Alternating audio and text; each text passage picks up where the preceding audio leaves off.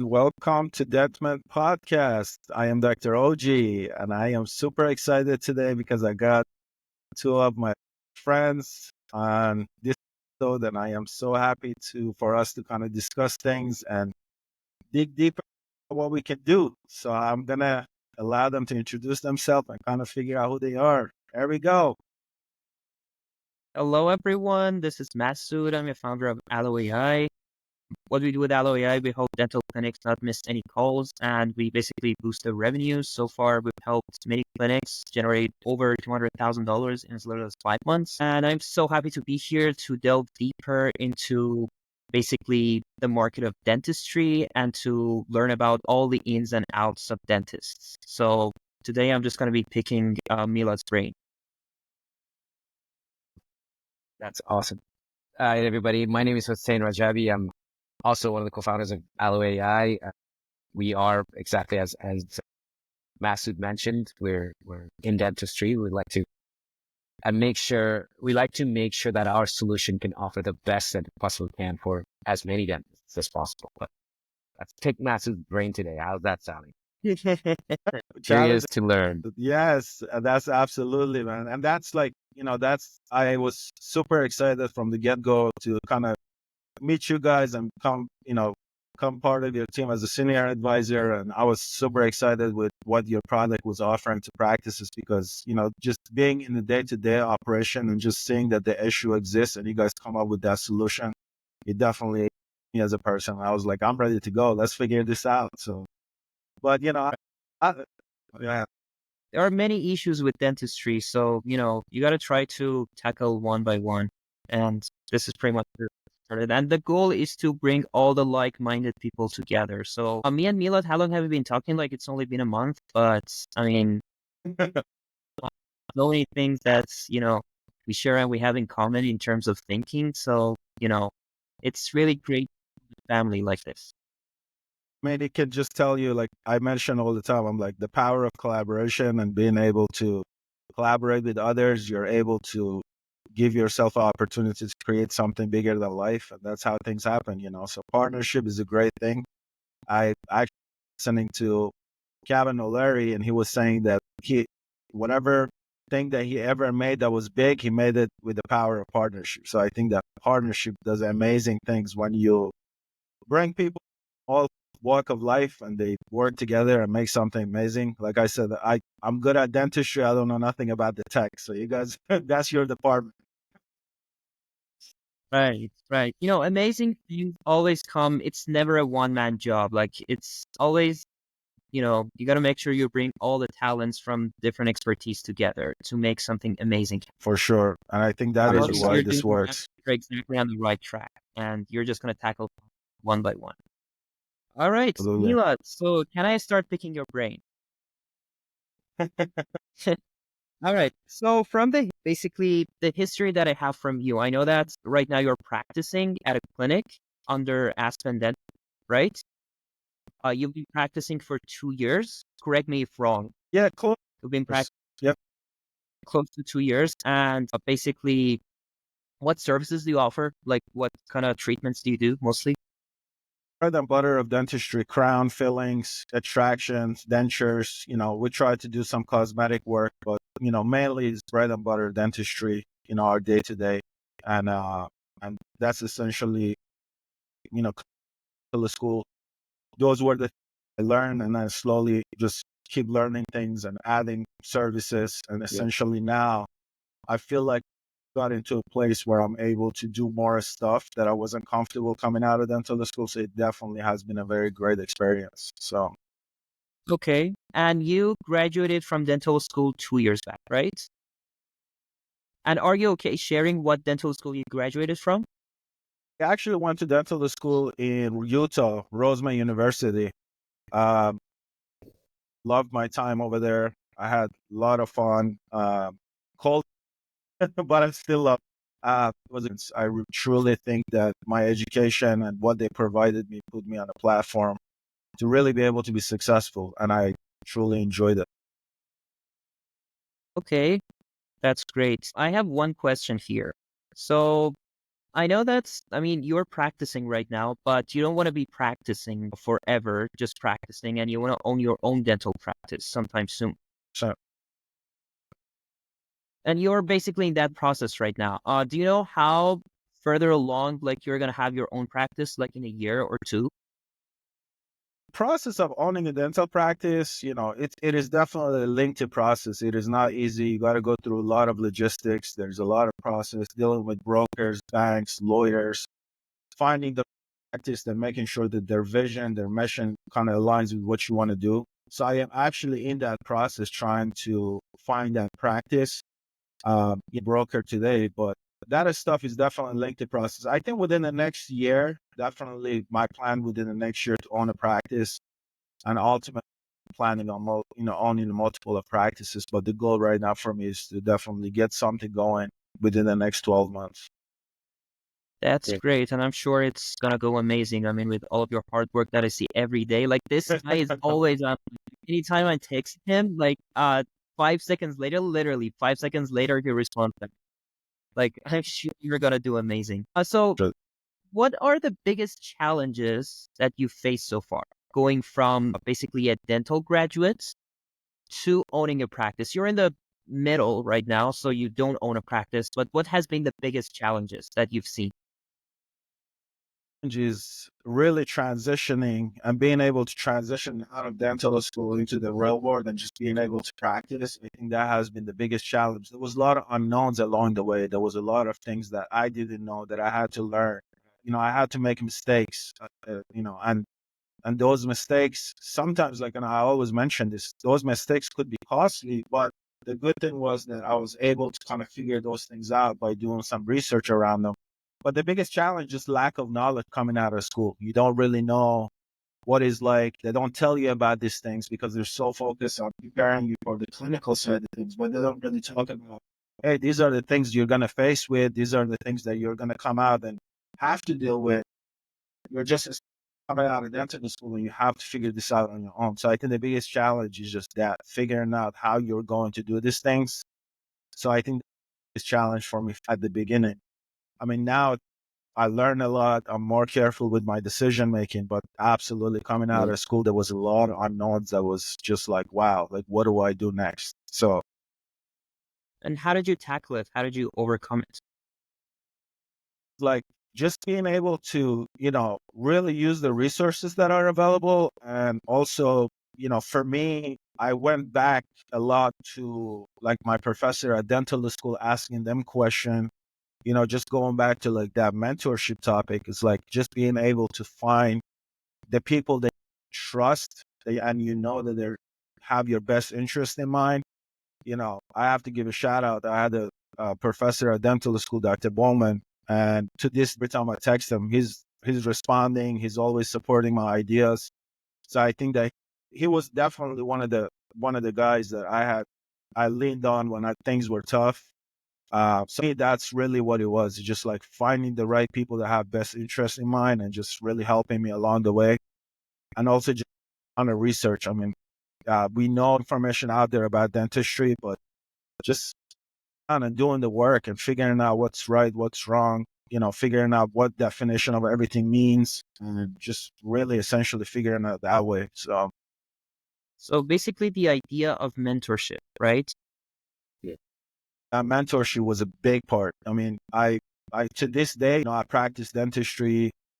I am comfortable with a lot of things that I do, but there are times that I'm like, how do I do this? And I have to go back and ask the older, be like, hey, what do I do now? So it's, yeah, I think dentistry, a lot of it, if you want to be successful as a dentist, the idea of mentorship is such a big deal. It is absolutely like the biggest part of our industry. It's something that's been talked about enough. And I think it's so important that like the man becomes part of the culture of dentistry because it can really truly make a difference. So Okay, so from a scale of 1 to 10, if you could say the mentorship impact on your growth so far, how much would it be? This question is both from you, Hussein, and from Mila. that one, and then I'll go next. Yeah. Okay, say that one more time. So from a scale of 1 to 10, how much mentorship has impacted your growth and basically personal development and career development along the way? Okay, good question. From my own personal perspective, there is only a certain limited amount of time in a day for me to read my books and listen to my podcasts and go through certain guides and experience, what I experienced through business and tech and different working at different teams and companies. And usually that's pretty broad. Even if you're very narrow in what you do, it's still relatively broad. With mentorship and especially being very selective about who you listen, who you take advice from, with the proper mentorship, you can gain a very well lit pathway to the potential exit of whatever that is, that success is. The analogy I always use is, you can get out of an airplane very easily if there's an issue. You can get out of an airplane many different ways. You can go over the chair if you need to. You can push people around. When an airplane is in an emergency, there is certain lights that get lit up, and then there are arrows that point towards the light. Mentorship is like that exact lighting that leads you to the path of success. For me, it's been really great because I've got 2, 3 mentors that I contact constantly.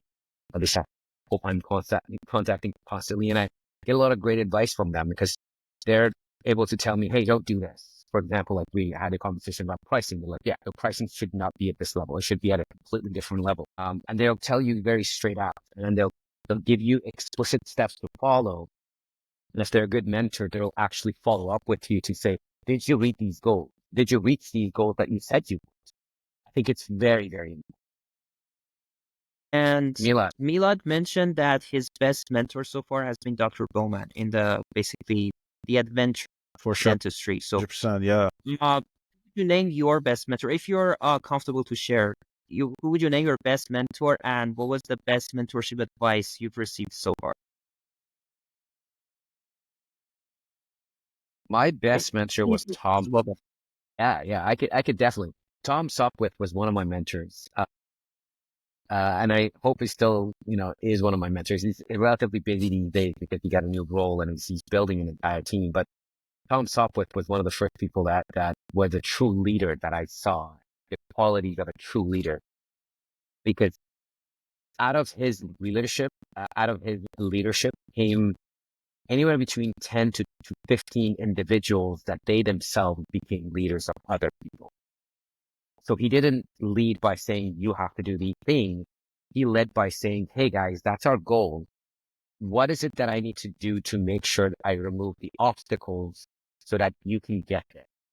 For example, one of the obstacles was we weren't getting our shit done. There was half of the team didn't have enough time in a day so we needed a system. So he literally sat in with us and we read Getting Things Done by Paul Allen, I think it is. And we sat and did this as a side project in conjunction with our work. When we finished, and he went through this with every single one of us, when we finished, everybody understood their, getting things done, their GTD, and why we were using, for example, Asana, and why we were writing things down, and why we talked to each other a different way. Sorry, Wasn't can you new also say what knowledge. he is, Hussein? Yeah, getting things done is a new system, not a new system. It's a system that allows you to accomplish what you need to accomplish throughout your day, throughout your week, throughout your life, essentially. And it doesn't just have to do with your work. It has to do with your life. For example, having an inbox list of all the things that come into your life from all different directions. You write them down and then you prioritize and then you defer, you delegate certain things. It's a beautiful system. If you haven't read that book, I would highly, highly recommend reading that book, Getting Things Done. It's a well-written piece that I think a lot of professionals take advantage of. A lot of successful people take advantage of. The whole idea of inbox zero comes from the original founder of Gmail. He was asked, how do you keep on top of everything? He had that concept. That's where it came from. Anyway, that particular leader, Tom Sopwith, he was the kind of leader, is the kind of leader that pushes you forward instead of pulling you forward. It's a very interesting, delicate subject. He's one of my mentors. The other mentor that I've recently gotten in touch with is Ash Ismaili. He was actually in our event, and I had the privilege of questioning him. And he's a very humble gentleman, but his startup started around 11 years ago, and now he's got a company of 45 individuals. Their ARR is roughly 7 million, all bootstrapped pretty much, and they're exceptionally successful. He's one of my mentors. I take his advice a lot. Right. So shout out to Mr. Sopwith, Both of them. Mr. Yeah. Dr. Bowman, and also Mr. Smiley, the other mentor. One thing that you mentioned, Hussein, was, and it really hit me, was that good leaders create leaders instead of creating employees, instead of just telling them what to do, what not to do. So maybe I can bring the question back to Milad. How did you find that attribute in Dr. Bowman specifically to basically help you become a leader in your journey? Like when I was in dental school, a lot of time he would just bring people together and just really try to allow you to have a voice, to be able to collaborate with him, and let you make a mistake so you can learn from those mistakes. And he always used to tell us, like, don't be afraid of like making the mistakes. Don't be afraid of like doing thing is wrong, but because you're gonna learn from that. And from that perspective, now he put me into a position where like every single day I tell myself, I'm like, I am gonna do this because I'm uncomfortable, but I'm gonna do it because I remember what he used to say. And that made me not be afraid of doing anything. Like even our relationship, the way it was built is like, I'm not comfortable with the topic of technology, but I'm gonna allow myself to get into it, right? So, and I think that's essentially like that where that leadership idea comes from. It's like not being afraid. And his idea always was just that, like challenge yourself, step out of your comfort zone, figure out what makes you uncomfortable, and essentially just do what is necessary to get the job done. I had 20, 30 students that were just under him. He was like helping us out and doing all these things. And he always like, if I would go to him and say, hey, I can't figure this out, he would say, just imagine I'm not here and you have to figure this out on your own. Now go figure it out and come back to me. And that really meant so much to me that like, he didn't want to put your hand and walk you through the steps. He's like, go figure it out. And then once you figure it out, doesn't matter how much time it takes, you figure it out and you come back to me and let me know how did you figure it. Because when you do that, you're essentially able to walk somebody else along your path and help them their journey. And that's what I'm doing now. It's like if I'm getting a new doctor in my practice, I'm like, hey, like you're good at this department, but these are the mistakes that I made. Don't make these mistakes, but if you do, I'm gonna allow you to figure out why did you make that mistake. My idea it just comes from what I learned from him that like allow people around me to make the mistakes because essentially that's how they're gonna learn. And I'm just allowing everybody to be themselves and just, and I think it's so important, especially in our industry. It's super, super important. So Allow people to make mistakes and failures, and that's the best teacher. especially, man, like I always tell people, and I was having a conversation with a gentleman that was applying to dental school, and he asked me, hey, can you like reach out to your school and see get an interview or whatever the case may be? And I told him, I said, I would love to, and I'd be happy to help you out. And he was talking to me about how he made this mistake, he made that mistake. And I sat down with him. I said, listen, it took me almost 3 to get into dental school, and I made a lot of mistakes. But guess what? I got to the end goal. I'm like, don't focus about what you've done in the past. Focus on what you can do going forward. And that's how you're gonna learn and get better because you made those mistakes. Just imagine if you didn't make those mistakes, then you would never be a better person. Because of those mistakes, you are a better person. So I and after our conversation was like, man, you're so right. So I'm like, don't worry about what you done. Make the mistakes and learn from them. And that's essentially what I'm doing now every day. I make mistakes, I learn from it, and I don't do it again. And I keep improving, keep getting better. And that's essentially why I think it's so important that like people understand that concept of like, hey, don't be afraid, make the mistakes, understand where you're at in your career, and just keep pushing forward. Exactly. That's the problem that so many people, and I think there's some rewiring that people need to do early on in their careers, that everyone's trying to be perfect. Everyone's trying to be flawless. I mean, these are the words as they stand by themselves. You try to make no mistakes. That's literally a thing on its own. Like, make no mistakes. That's what so many people say. But the catch is to be able to make as many mistakes as you can. I mean, as many failures as you can. So that's you're on the path to becoming the best version of yourself, basically. Yeah. I couldn't agree with that more. But there's one thing that you mentioned, Milad, stepping out of your comfort zone. So going back to the idea of graduating from dental school, what was your comfort zone and what was the process to get out of it? And did you get out of it yet? And how did you handle that? Absolutely. I mean, for me, there was a lot of things when I coming out of dental school. I'm like, man, I don't know what the other side looks like because you come out of dental school, you're maybe seeing about 3, 4 patients a day. You have a doctor overseeing everything you're doing. And now all of a sudden you're done. They're telling you, hey, now you're going into real practice and you're saying 20 patients per day. And you're like, what? Up to 20. And on that, there's nobody watching your work. So you have to like really, really be committed to what you do and believe in yourself.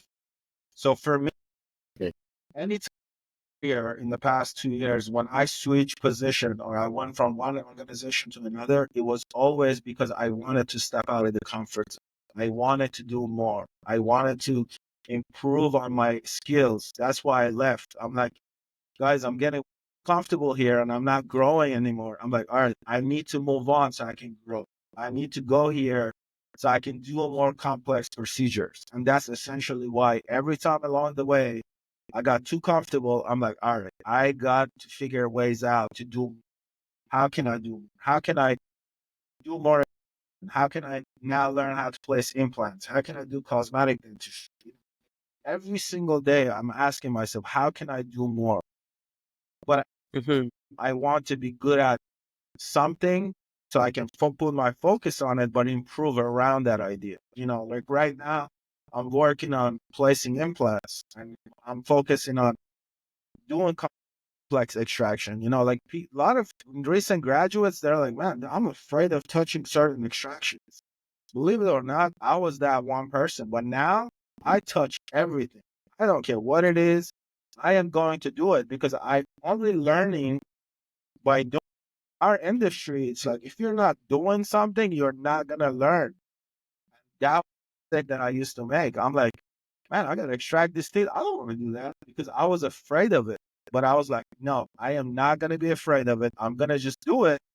And now, like, my office manager came. He's like, hey, doc, those extractions like 7 minutes. There were like 4 extractions. I'm like, I didn't, okay. Essentially, like I step out of my comfort zone. If I wouldn't have stepped out, I would have just been limited to what I was doing. And essentially, I would have never grown. I would have just been stuck in that one area and just never challenged myself. So for me, it was like always do more and always figure out the ways that you can improve on your skills. Because if I just, well, I'm going to just fillings, doing crowns and nothing else in between. And then really, I mean, it's not about just finances, but it's about how are you feeling at the end of the day? Are you improving upon your skills? And I'm sure in the world, like we were having a conversation the other day that I found interesting because you said, man, we're constantly have to teach, the AI to do certain things certain ways. So essentially, same thing. Like if we're not teaching ourselves how to do certain things, we're not improving. So essentially, like the technology, the dentist, all of that, it's all about the improving on that skill. So essentially it's the same thing. It's a similar area. It's like we have to like improve upon our skills and just keep getting better and better and better. And that's why I'm so big on mentorship so big on like learning. I'm so big on asking questions, you know, like Jose mentioned, with being curious. Man. I'm always curious about things. I'm always curious about learning different skills, learning different things, because essentially that's how I'm going to improve. So, Right. And about the idea of like being afraid to do the extractions, I'm sure, I mean, if I was a patient and I knew that's because I'm already afraid because I'm having an extraction, if I knew my doctor is afraid too, question for anybody. no, not at all. But that's back to it's like the doctor, even though you know in your mind that you're making comfortable, but you have to have so much confidence when you walk into a room to where like I never make the patient feel uncomfortable with me being. So I learned very quickly that I need to be confident when I walk into that operation room, even though I be comfortable, but I'm learning I have to be comfortable because I got to make sure my patients are comfortable, because if they're not, then I done something wrong. And that's Yeah. just, I'm confident key to everything that we do on a day to day. And I'm sure, you know, it's same with you guys. If you don't have confidence in your product and what you do with Alloy AI, with, you know, with everything else in between, you guys wouldn't be successful. You guys wouldn't be where you're at. So it's all about that confidence that you have in your product and everything in between. So Absolutely. So if I can go back to the same question and ask it from Jose now, what was your, I mean, you've probably been through a lot of comfort zones and you got out of them. But if you can bring an example, what has been the most comfortable one that you were feeling very safe in and everything was good, and then you still did a step out of it and you basically managed to pull something that you didn't think you can, but you actually did pull it off. It's got nothing to do with actually what we're talking about, but on a personal, on a professional level, I generally have stage fright. I'm very bad at public speaking. At least I placed that upon my own self. I'm very much an introvert, and it has been a challenge in the last 8 years because part of my, I used to work at IT Glue as a sales engineer, and part of the sales engineer role involved in being on webinars. And we started with 10 people and 20, and next thing you know, we're at 100, and the largest ever was 600 attendees. And I was sweating bullets.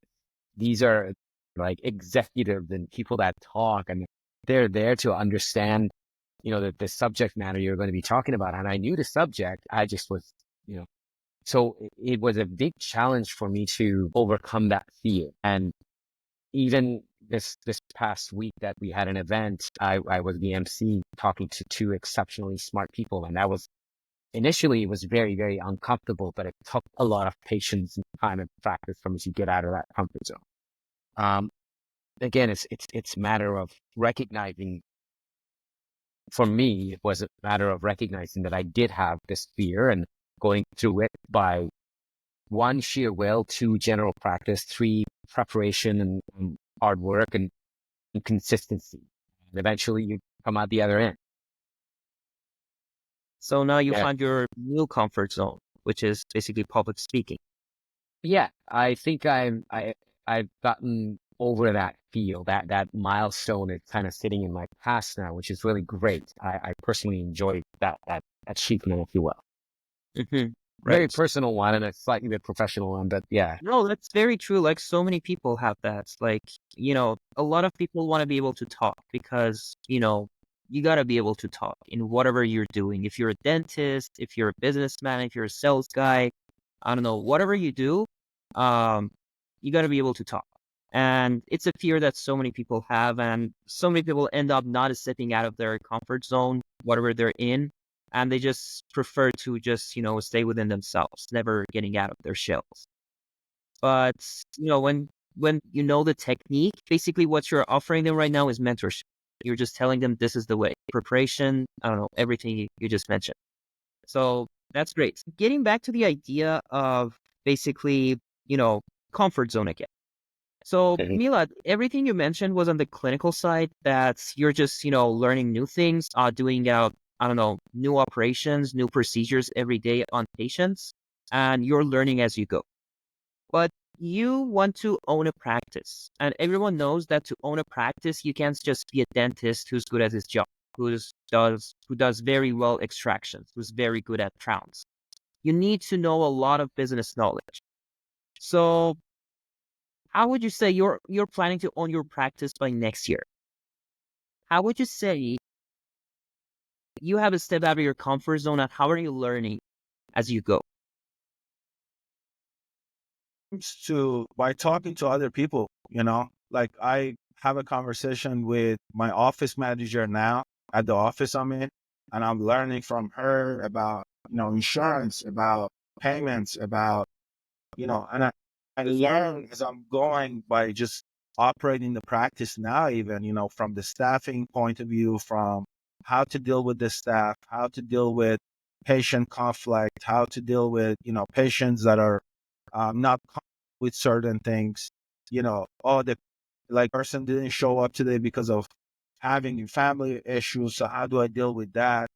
And learning a lot from as far as what his role is in the office. And that is right now, it's the biggest learning for me. It's understanding what every individual role is and understanding how they help in this.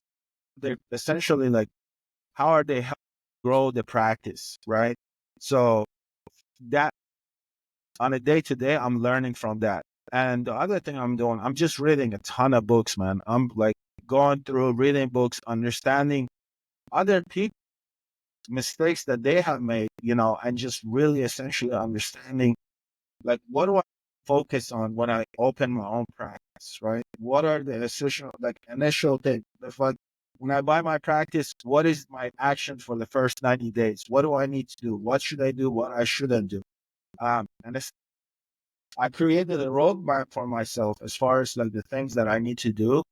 And I take a lot of notes. I mean, I'm writing everything down because I think when I'm writing them, I'm able to go back and really get in that moment when I had that issue. So I'm just learning every day as I go. And also, like, I talk to a lot of doctors that they own practices. I have friends that own practices. Um, Dr. Bowman, like I mentioned, I talk to other doctors. I have a friend of mine, Dr. Fascio. He practiced dentistry for, more than 40 years in Virginia. So he retired recently. But I talk to him, and I say, hey, look, what do you think about this? Or what do you think about that? So a lot of it is just like communicating with dentists that's been doing it for a long time, but also learning on a day to day, just me being in a practice. I really love the idea of business knowledge because, like, so many people with their expertise and whatever they do, like, they are good at it and they do a pretty good job. But as soon as they try to, go out with a company or, like in your case, with a practice and try to offer it as a service to other people, often find challenges doing that. I myself, like, I also went through that. I was a good programmer. Like, I was good at development, AI development, and pretty much like anything that's tech related. I was doing a pretty good job. But then at some point, I had to step out of my comfort zone and start doing business. And I had so many challenges. I had so many things that I had no idea how to figure them out. So I think the idea of lack of business knowledge is pretty common among dentistry, in tech, in like so many other things that people do. Absolutely, man. Like, I think we had this conversation before. Like, when I sit down, I'm like, all right, I want to figure out how do I, for example, like purchase a practice. The information is so much that you don't know where to even start from. That's essentially the most, I think for me, that's the frustrating part of the whole thing is like, where do I start from? How am I able to like figure these things out? And and that's the research that I'm doing now. I kind of got to a point where I'm like, okay, I know what I need to do. And that's why it's so important to be able to like share this knowledge with others and say, hey, like, I've been through this. This is what I've done. And just let's help one another out so we can figure this out. And that's essentially my goal right now is to try to be like, hey, like it can be frustrating, but here are the tools. Here's what we can do to help one another. And just, I always say it, man. Like I recently, like just sat down and thought about this. Like I'm always thinking, how can I empower others? How can I help other people so that they can create their own path to success. And that's essentially what my goal is now. Like I'm just determined to like help as I can along the way and not just focus on myself. Because I feel like, honestly, I feel like our industry, especially with dentists, I feel like we have a tendency to self isolate ourselves and not really like want to help along the way and just try to do things to kind of empower each other. And I just really like my goal is to like, let's empower each other. Let's see what we can do and what our capabilities are. Because like I always say, man, like dentists, they're dedicated. We are very dedicated to what we do because we go through a schooling, we do all these things, we go through all these exams. So we have the ability to like do so much. So let's let ourselves so we can become better from the business dentistry side. So how can we do that? And that's really the question that I ask myself every day. Like, how can we do it? So So if you can see it from a general point of view, I mean, the idea of knowing business is pretty much the same for all the different expertise. And because Hossein has been in the process like pretty much most of his life, Hossein, what do you think are the biggest challenges when experts in an industry try to learn the business side and basically try to go out there and basically sell the services that they're doing? Like, for example, Milad is a dentist. When he wants to own a practice, now he has to get patients himself. I'm a programmer. I build something, I go out there, and now I have to sell my software. Uh, what do you think the biggest challenges are, and what's the best way to overcome them? Yeah, that's a good question. For someone who is interested, that example of you're a developer and now you want to go and sell, you've got very different options. I mean, if this was a conversation about 20 or 100 years ago, that's different. But in today's age, you have access to knowledge, obviously. So much. The internet is your best friend. But one of the issues is also the internet can be your enemy because there's so much advice out there. And I think, Dr. Milad, we talked about this. There's so much information, and a lot of it is either irrelevant or just not good advice. And it's going to drive you insane in terms of what direction should I go to. I've seen this in other fields where business owners are like, great, I used to be a tech, now I want to be an owner. A developer who builds an app is a great, I've built the app, now I want to, run it as a business. Or a doctor or a dentist, that's like, great, I'm great in my practice, but how do I build this and scale this? It's the same parallel. I mean, who am I to say what to do? But essentially, mentorship becomes a key. Business mentorship. You seek out consultants, you seek out teams or groups or agencies that are able to help you get there. You know what I mean? You get their advice. You ask for their advice. You ask for their how in terms of where they got from here to here. Give me the how of your success. And one of the biggest pieces, which I think we should definitely touch upon, is education. Education is missing. There's a huge factor that's missing in terms of proper education. You see that.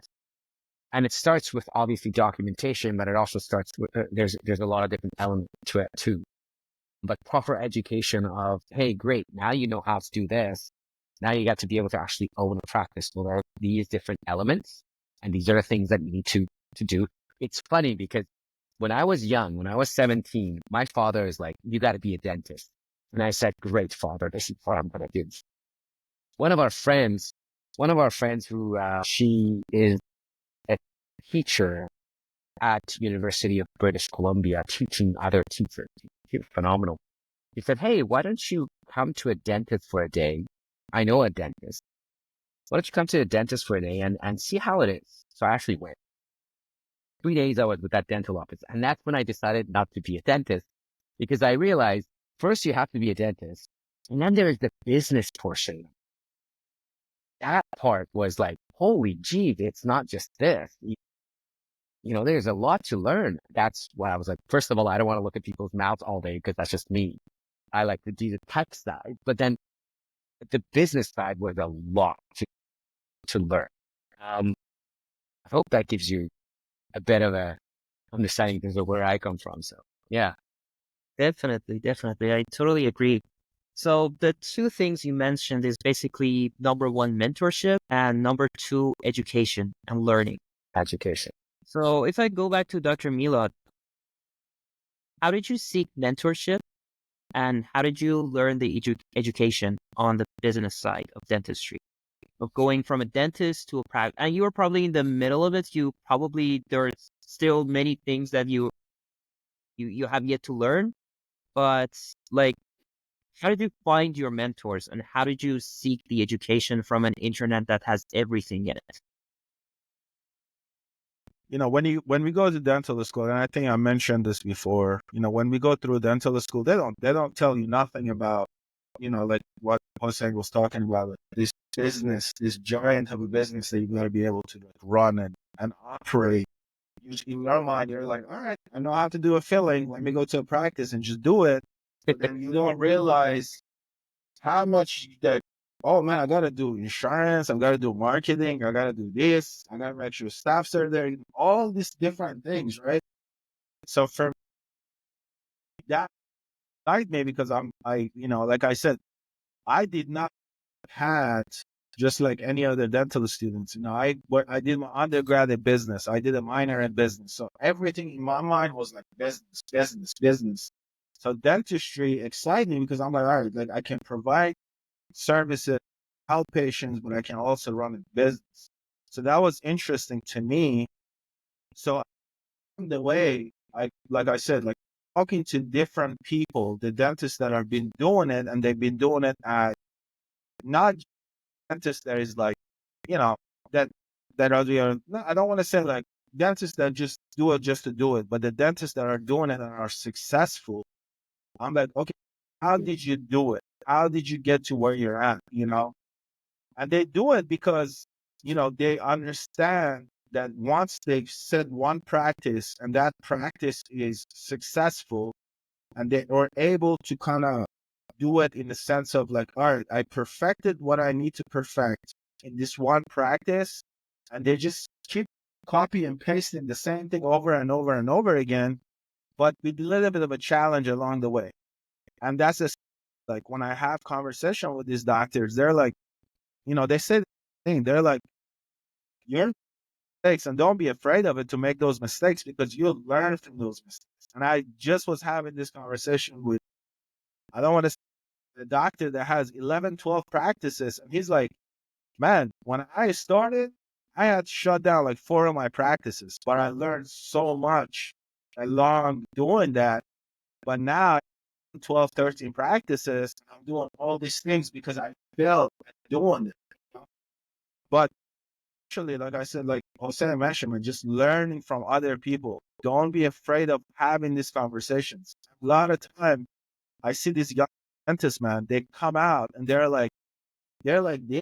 I'm like, don't be like that. Don't be afraid of like picking up the phone and just be like, hey, how do I do this? Like, there's nobody gonna be like, you went to dental school and you don't know this? It's okay if you don't know something. It's okay to ask questions. I'm always like, guys, ask questions if you don't know. Like, it's okay if you don't know something.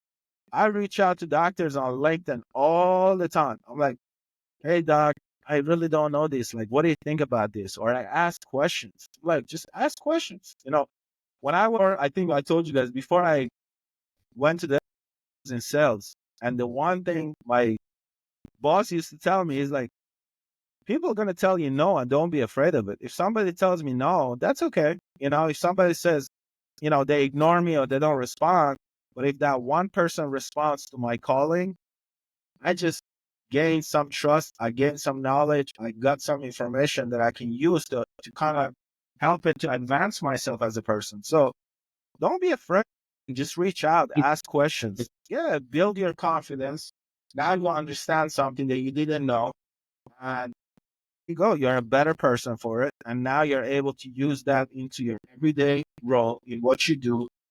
And same, I learn from my staff all the time, man. Like I learn from the people that are around me all the time, from the assistants, from the office manager, from everybody. I think that's so important. Like I think on LinkedIn, I'm like, when you go in as a new doctor, you're scared because you don't know. There's so much unknown. I'm like, just lean on people that are around you, the staff, the office manager, they want you to be successful. So I'm like, just lean on them, reach out for support when you need it. And, I always say, I'm like, if you ever need help, reach out to me, ask me questions. I may not know the answer to everything, but I can at least figure it out for you or find out by me going to people that I know. That's essentially what it is. So That's great. So if you could give one advice, because you've been through the challenges of being a dental graduate to where you are right now, and you're facing all the struggles. If you could give one advice to the dental graduates that are graduating maybe this year, what would it be?